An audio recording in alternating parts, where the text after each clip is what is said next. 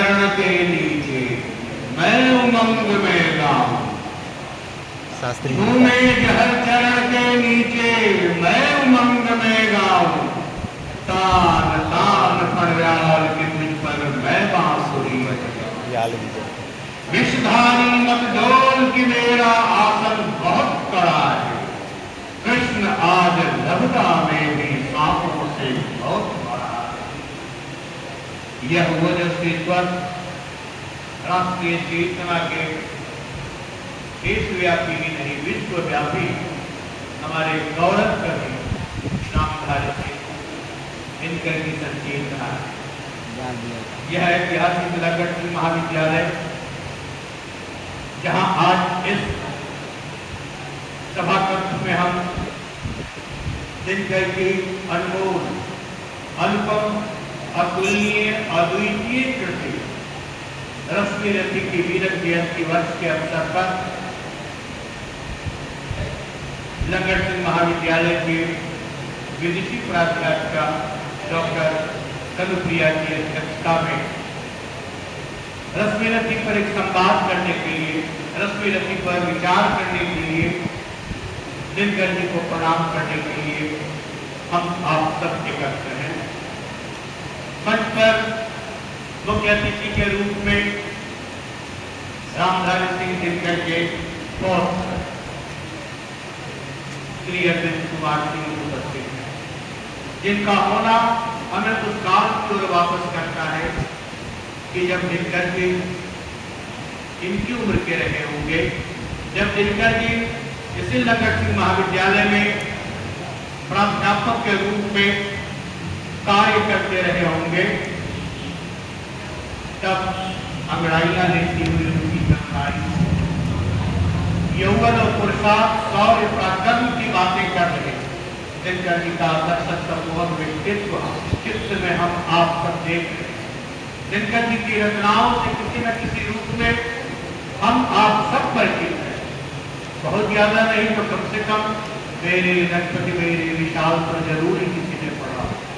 किसको नमन करूं मैं भारत, किसको नमन करूं। आज भी भारत को हम आप एक भूखंड मात्र मान लेते हैं, जबकि हमारे पूर्वजों ने भारत को एक चेतना के रूप में, आत्मा के रूप में संस्कार करके और एक दिव्य स्वरूप के रूप में संपूर्ण विश्व के समक्ष प्रस्तुत किया।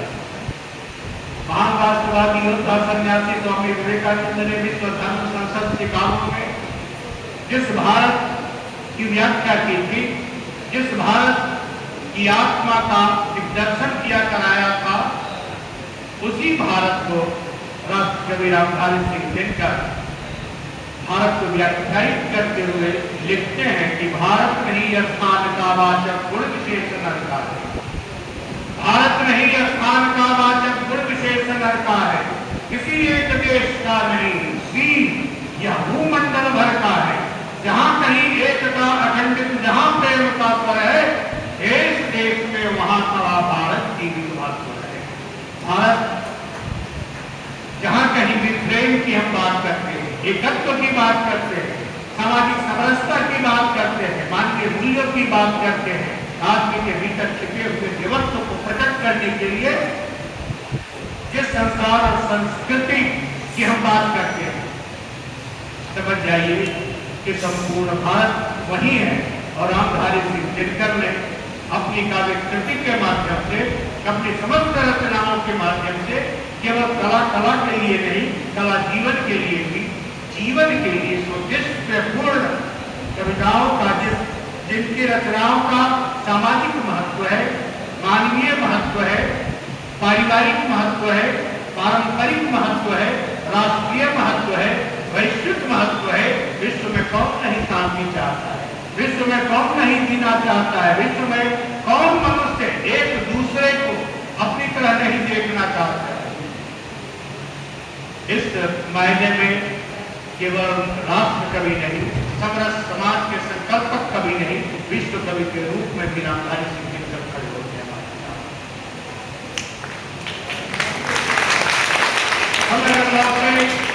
आज से 75 वर्ष पूर्व उस काल में मैं यही बता दूं कि मैं भी नगर सिंह महाविद्यालय का ही छात्र हुआ था और आज बच्चों को देख रहा हूँ, छात्रों को देख रहा हूँ।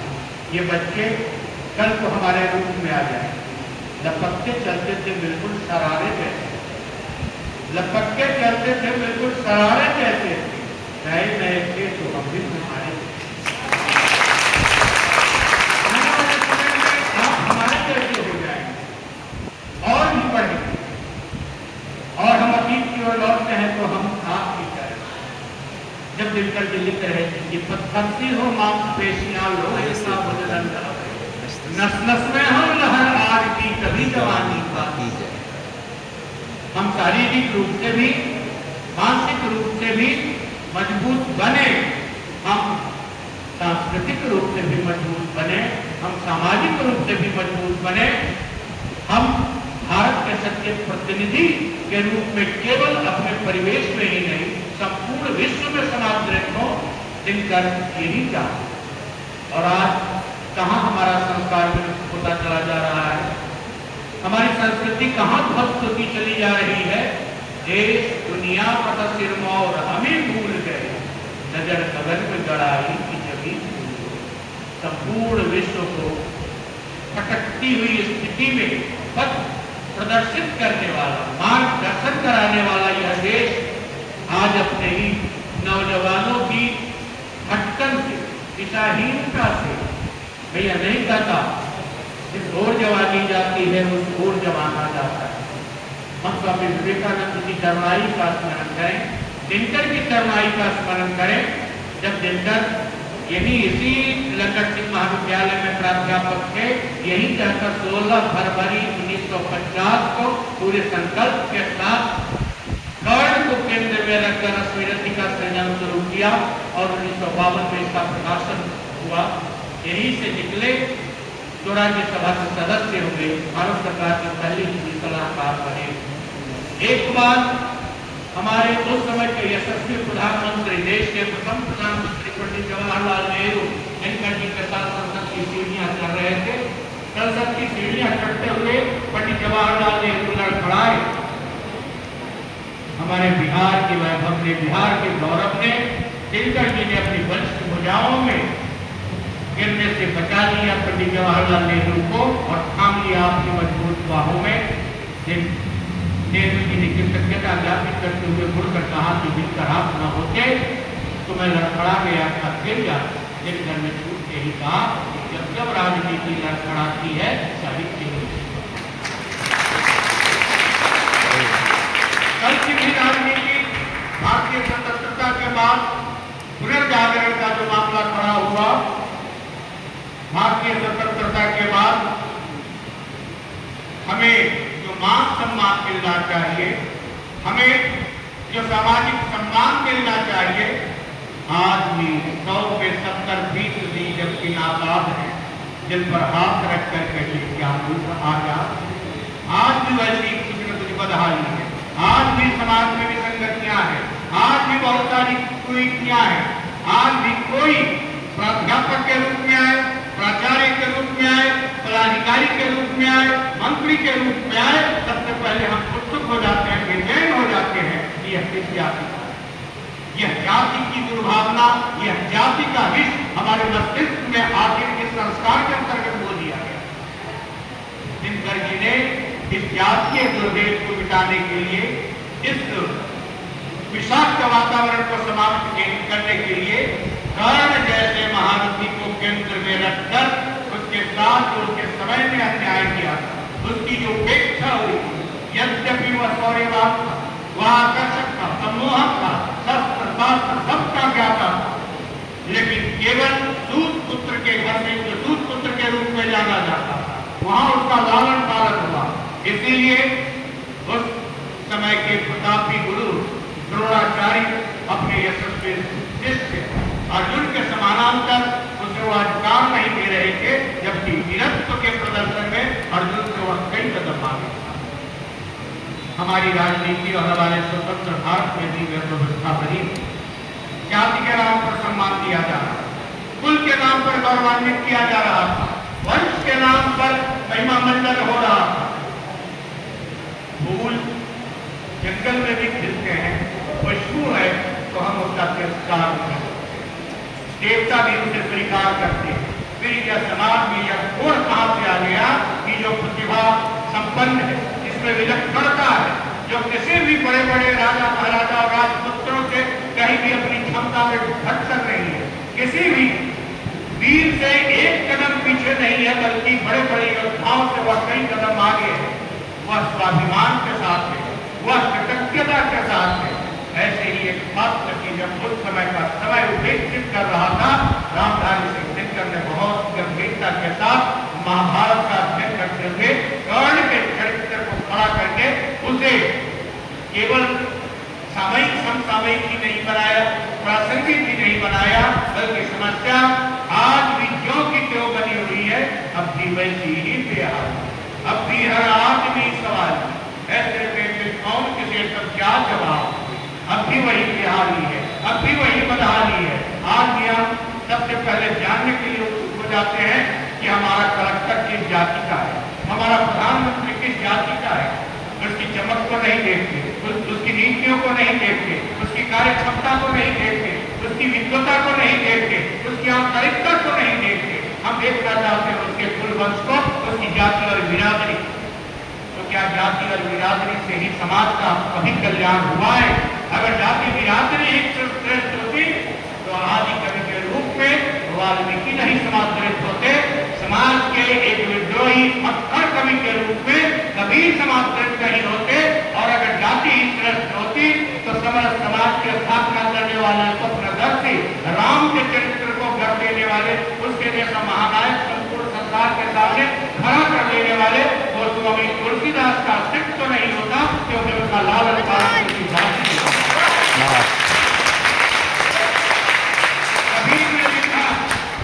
एक बूंद एक मलमूदर एक जाम एक बूंदा, एक बूंद एक मलमूदर एक जाम एक बूंदा, एक ज्योति से सभी उपजा कौन पावन कौन।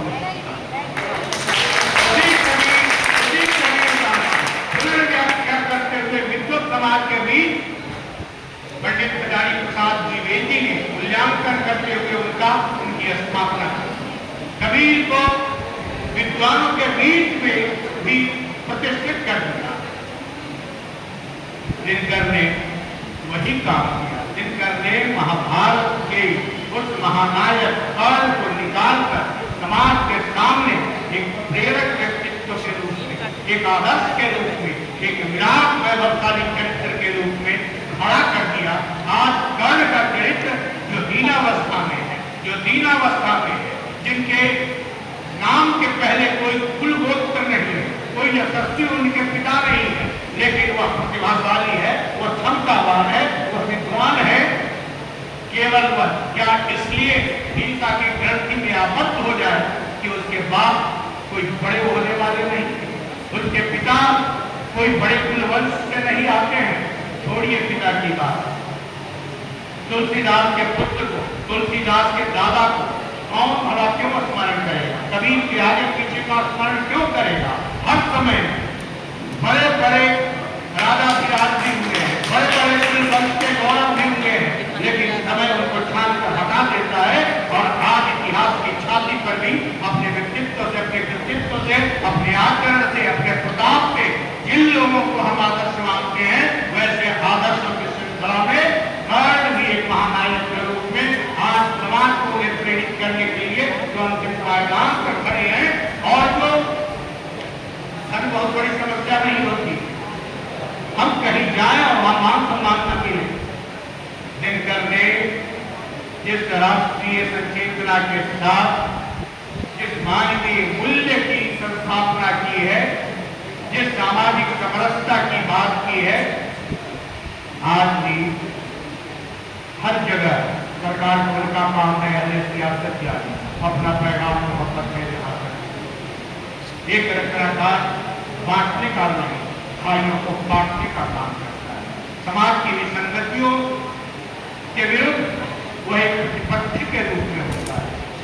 गोपाल सिंह नेपाली ने हम कविता और साहित्य को राजनीति की प्रतिपक्ष के रूप में देखते हैं। गोपाल सिंह नेपाली ने लिखा भी कि हर क्रांति कलम से शुरू हुई संपूर्ण और क्रांति कलम से शुरू हुई संपूर्ण हुई, चट्टान जुल्म की कलम चली तो चूर्ण हुई। हम मानवता का परिहास बदलने वाले हैं, धरती क्या आकाश बदलने वाले हैं, हम तो कभी कहीं इतिहास बदलने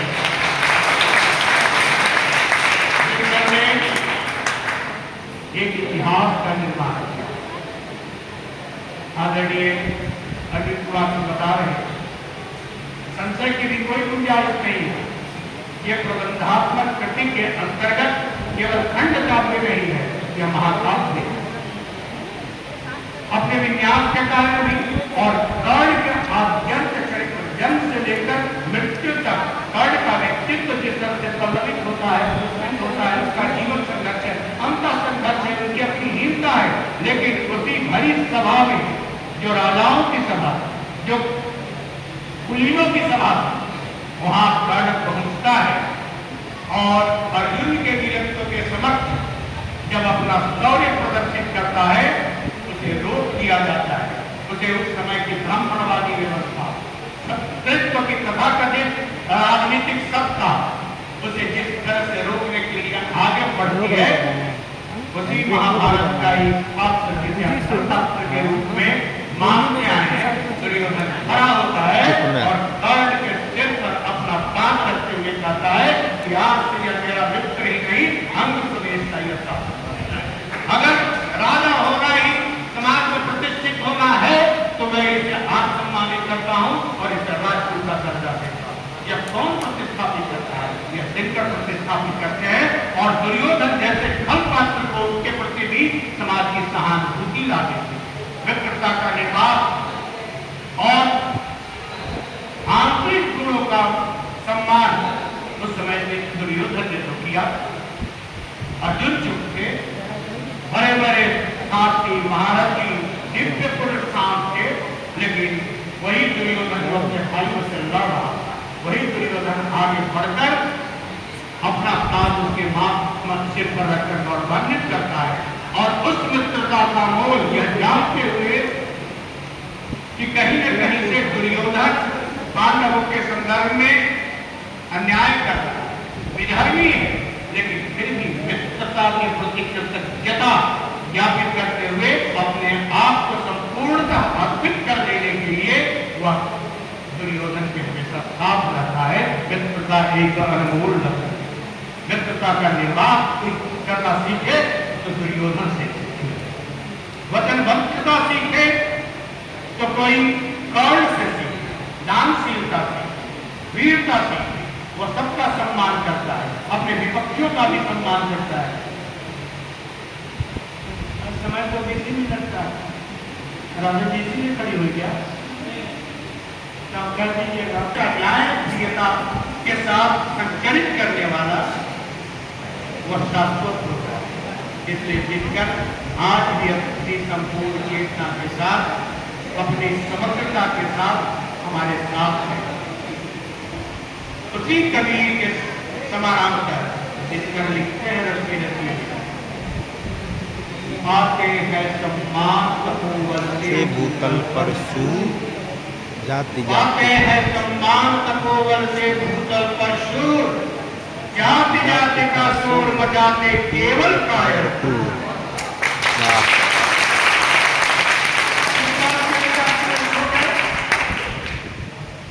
ये ईश्वर के हाथ से एक ही जमीन पर धरती से सबकी उत्पत्ति होती है, तो फिर यह बंटवारा किसने कर दिया कि यह अगड़ा है, यह पिछड़ा है, यह फला जाति है, यह फला जाति। हमारा मनुष्य होना वर्तमान व्यवस्था को स्वीकार्य नहीं किया, हमारा तेजस्वी होना हमारे लिए सम्मानित होने का अवसर नहीं किया, हमारा प्रतिभावान होना, क्षमताशील होना क्या हमारे लिए अभिनंदनीय नहीं है कि हमारे कुलवंश को खोजते हैं कि मैं पंडित नेहरू के खानदान से आता हूं या नहीं आता, मैं कहीं से भी आता हूं, मैं गांव के किसी भी दलित कोने से आता हूं, अगर मुझमें क्षमता है, प्रतिभा है, संघर्ष करने का अपूर्व शौर्य, साहस और वीरता है, तो मुझे उनके समानांतर ही नहीं, उनसे बढ़ कर मेरी जन्मजात प्रतिभा को अभिनंदित करने का अवसर मुझे मिलना चाहिए।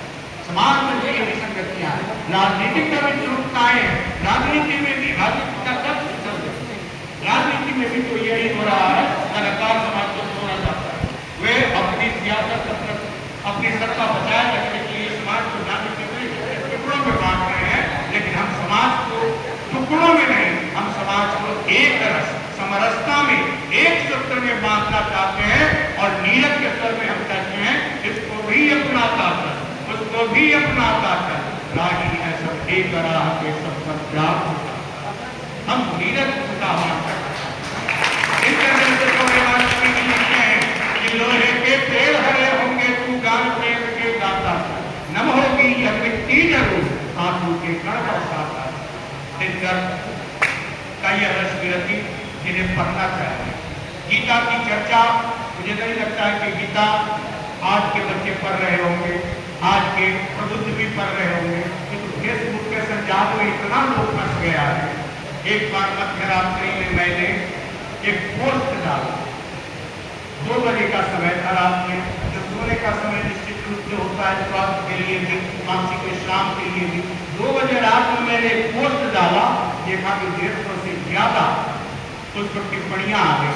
मैंने कहा कि ब्रह्मांड में इस समय मैं ही एक बात नहीं हूँ, इसलिए आगे है समय में भी फेसबुक की दुनिया में लाइक का तो फेसबुक की दुनिया में कौन किसका फिर देखना चाहते हैं। हर दिन बहुत खूबसूरत यहाँ की तस्वीर को ले जाकर आपकी तरह मैं भी अपना फोटो डालूंगा, और सच्ची बात है सब अपना फोटो डाल रहा है, कोई किसी का फोटो नहीं देखता। अगर देखता तो मेरे मित्र ने अपने पूज्य पिताजी की शव यात्रा का फोटो डाल दिया।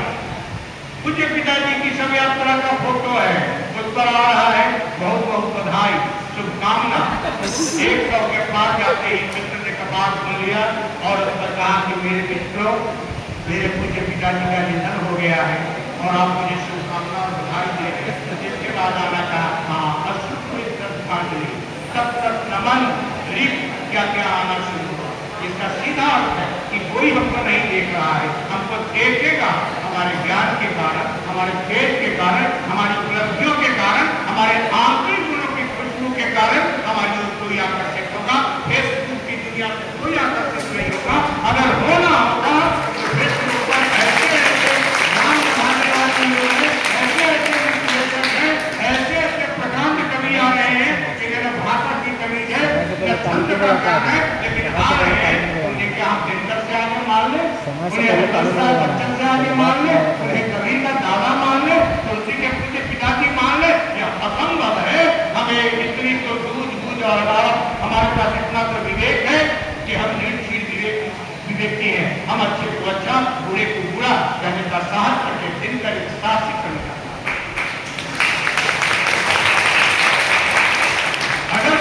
होता तो जिस पंडित जवाहरलाल नेहरू ने, जिस सत्ता ने उन्हें राज्यसभा में प्रतिष्ठित करने का काम किया, हिंदी का पहला राष्ट्रीय सलाहकार बनाया और उसी सत्ता की निरंतरता के विरुद्ध लिखकर लिख रहे थे, तो रात समय के रत्ता धर धर नाम सुनो, सिंहासन खाली करो जनता आती है।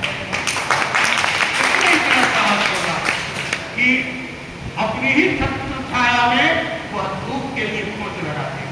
यह दिनकर में था, उन्हें सत्ता नहीं चाहिए, उन्हें जनपद घटना चाहिए, उन्हें समरसता।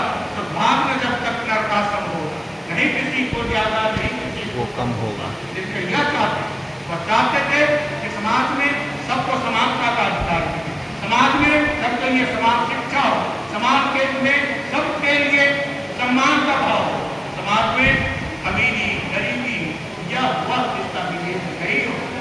लेकिन दिनकर एक स्वप्नजीवी ही नहीं, दिनकर एक संघर्षशील रचनाधर्मी है जो राष्ट्रीयता की भी बात करते हैं, लेकिन समाज को नहीं छूटता। कहीं भी प्रतिभा को वे हाशिए पर नहीं जाने देते। आज भी उर्वशी के कारण दिनकर को भले ही ज्ञानपीठ पुरस्कार मिल जाए, बड़े बड़े पुरस्कार सम्मान मुझे मिले, लेकिन रश्मि रति को जितनी प्रसिद्धि मिली और आज तक रश्मि रति की केवल भारतीय विभिन्न भाषाओं में ही नहीं, विश्व की कई भाषाओं में रश्मि रति का अनुवाद हुआ है। अंग्रेजी में शाश्वत उद्यम जाना है। भारत के विश्वविद्यालय में ही नहीं बल्कि रूस में चले जाइए और संसार के दूसरे विश्वविद्यालय में भी इतनी सहजता है, इतनी सरलता है, इतनी प्रवाहमयता है कि आगे जाके उठते बैठते भी लोग उसका रिसाइटेशन कर लेते हैं, उसकी आवृत्ति कर लेते हैं। हम आप भले ही न जानते हो कि आपत्तियां कहां से आती है, लेकिन हम आप कह देते हैं जब नाश मन बरसाता है ये अपन की दिन कर लेते हैं। हम सरलता से कह देते हैं बहुत सारी ऐसी, जब हम अभी तो पढ़ रहे थे ना, अभी श्रीनिवास प्रधानमंत्री इतना बढ़िया गा रहे थे, तो दोस्तों रिव्यू हुए हम लोग झुकना चाहें, आप गाते रहे। जब आशुतोष राणा जैसा रंगकर्मी सीनियर नेता वह जब रिसाइटेशन करता है, वह रश्मि रति की आवृत्ति करता है, जब कुमार विश्वास रश्मि रति की पंक्तियों को गाते हैं, मनोज मुंतजिर गाते हैं, और संसद में भी कल तक डॉक्टर वंशराज नारायण सिंह जिस तरह से उनकी पंक्तियों को उद्धृत करते थे, लगता था कि हमारा बिहार का वैभव संसद में पूजा हुआ है। मैं इस हीरक जयंती वर्ष के अवसर पर उन कुछ एक सौभाग्यशाली लोगों में हूँ जिन्हें थोड़ा बाहर बुला लिया है। उत्तर प्रदेश सरकार ने जब रश्मि रति पर्व का आयोजन करते हुए 3 दिवसीय इंदिरा गांधी राष्ट्रीय संस्थान लखनऊ में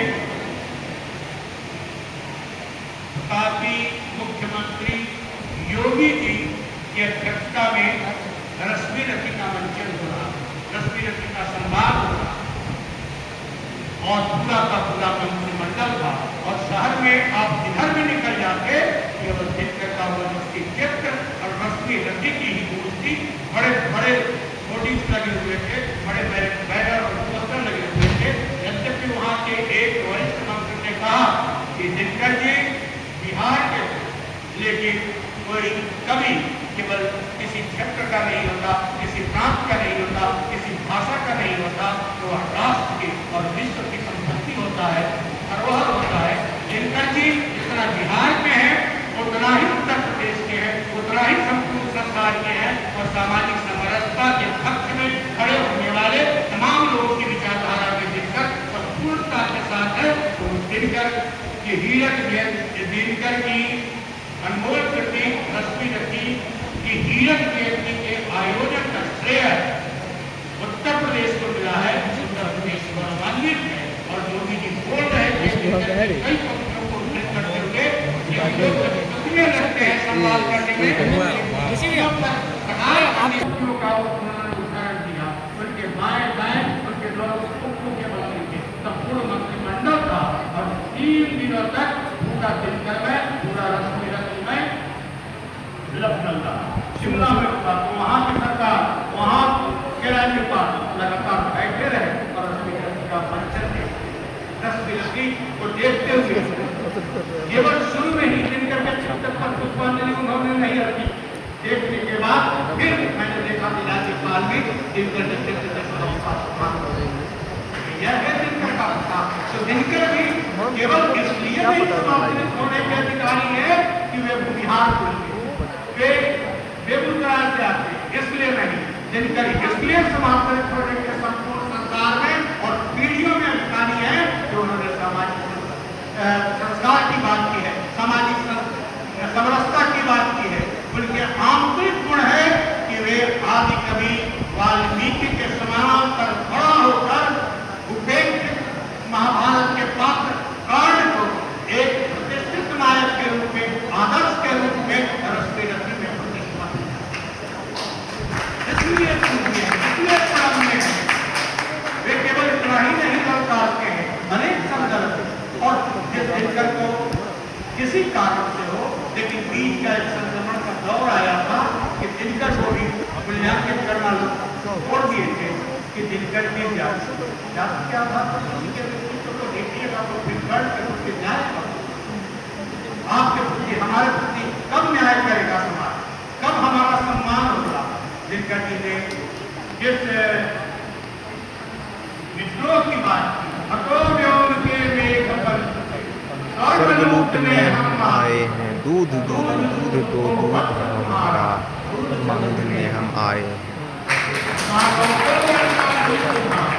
सूखे बच्चे अपनाते माँ की हड्डी पे चिपक चिपक जाएगी रात बिताते बहनों की लज्जा चुकाए जाते माली तब खेल खुले लो पर पानी सा रख रहा और इस साहस के साथ उसी समाज के विरोध में खड़ा होकर बात करेगा क्योंकि उनके भीतर मानवीय संवेदनशीलता एक समरस कविता का देवता खड़ा और देवता किसी बात नहीं करता है वह एक भाव से अपने संपर्क में आने वालों को आशीर्वाद भी देता है सामिप्य भी देता है स्नेह भी देता है और उसकी ऊर्जा को तरंगित करते हुए समाज और देश काल के लिए लाभान्वित करता है। दिनकर कहा कि मस्तर बहुत सारी बातें हो सकती है मुझे लगता है कि मेरा समय भी पूरा हुआ चाहता है जैसे सब लोग गए वैसे एक हम है जो बचाए हुए हैं वरना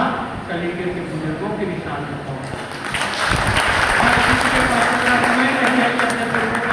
करे फेसबुक में तो हम फंसे रहते हैं व्हाट्सएप में भी फंसे रहते हैं जाने किस तरह का पटान हम रील भी डालते रहते हैं लेकिन कभी अपने वृद्ध माँ बाप से हम संवाद करते हैं क्या दादा दादी के जोड़ीदार चेहरों के समीप हम बैठकर उनकी करुणा को आत्मसात करते हैं क्या कभी बीमार पड़े हुए बिछावन पर पड़े हुए अपने दादाजी की हथेली अपनी हथेली में लेकर हम पूछने का प्रयास करते हैं क्या कि दादाजी आप तो इस उम्र में पहुंच गए आप क्या कुछ कहना चाहेंगे संवाद करने की जरूरत है वरना आप भी कल उसी दादी की जोड़ीदार की स्थिति में आपकी भी दृष्टि खत्म हो जाएगी आपकी भी कमर झुक जाएगी अभी जिन गालों पर ये फूले हुए गालों पर बहुत गुरूर और अभिमान है ये गाल कल सूखे हुए कलुआ की तरह सुर्खियों में झालर बन जाएगा तो वह दिन स्मरण करते हुए हम अपनी माँ के जोरदार चेहरों से संवाद करें माँ की करुणा से माँ की मोतिया बिंदी आंखों की हम रोशनी बने और हमें पूर्वजों के पास जाने की जरूरत है यह कौन करता है इतिहास दर्शन कराने वाले राष्ट्रकवि रामधारी सिंह दिनकर यद्यपि वे इतिहास के छात्र हैं बीए ऑनर्स उन्होंने इतिहास से किया लेकिन उस समय के कम से कम राजनीति की व्यवस्था ने भी उनकी विद्वता को उनके हिंदी के ज्ञान को हिंदी के अध्ययन को और सांस्कृतिक चेतना का अभिनंदन करते हुए उन्हें इसी महाविद्यालय में हिंदी के प्राध्यापक और विभागाध्यक्ष के रूप में सम्मानित करने का नहीं देखी जाएगी कि ये एमए है कि नहीं टॉपर है कि नहीं पीएचडी है कि नहीं ये क्या नेट क्या कंप्लीट किया है कि नहीं फोटोग्राफ लिखता है कि नहीं कितना रिसर्च इन्होंने किया है किसी ने भी विचार नहीं किया था और यही काम पंडित मदन मोहन मालवीय ने पीएचडी में किया था तीसरी क्लास पास के अध्यापक और वे हिंदी का विभागाध्यक्ष थे तो डिग्री से ही आप प्रमाण हो जाए गुणवंश से ही आप प्रतिभावान हो जाए ऐसा नहीं होता है खुशबू कहीं से भी पैदा हो सकती है सुंदर फूल वन में भी हो सकते हैं हमारी दृष्टि उस पर कब पड़ती है और कब उस फूल का हम सम्मान करते हैं यह भाव हमारे भीतर हो यह भाव आपके भीतर दिक्कत जैसा सामर्थ्यवान ही जगा सकता है जो लिखता है कि जीवन का संतुलन चाहिए दो में से क्या होने चाहिए कलमे आती तलवार मन में ऊंचे भाव के तन में शक्ति अजय आता अंत कक्ष में बैठ रचोगे ऊंचे मीठे गान या तलवार पकड़ जीतोगे बाहर का मैदान दिनकर में पुरस्कार था कि दिनकर उर्वशी भी लिख रहे हैं सांभेली भी लिख रहे हैं मुमताज भी लिख रहे हैं और जहां कहीं भी सामाजिक पाखंड देखा सत्ता का पाखंड देखा उसे चूर चूर करने के लिए सक्रिय होकर उस पर प्रहार सत्ता के अहंकार को चूर करने वाला एक ऐसा कवि है जो रश्मि के माध्यम से भी उसी सत्ता को चुनौती देता है और पूरा अवतार श्री कृष्ण जब पांडवों के मित्र थे